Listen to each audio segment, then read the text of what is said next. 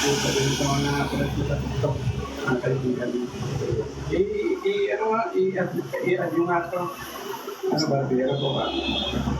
Tapos ipapalo. Ipapalo ba ka kayo? Pag nakita nila ako. Panoorin yung mga video na kami. Nakikita kami ng ito. Oh, sikat ka na pala.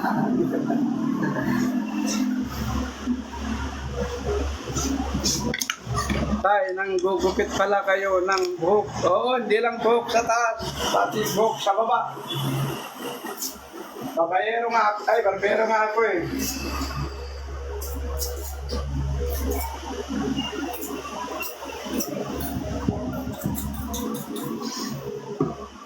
Ano natin, kung naka-record tayo muna. Kung naka-record.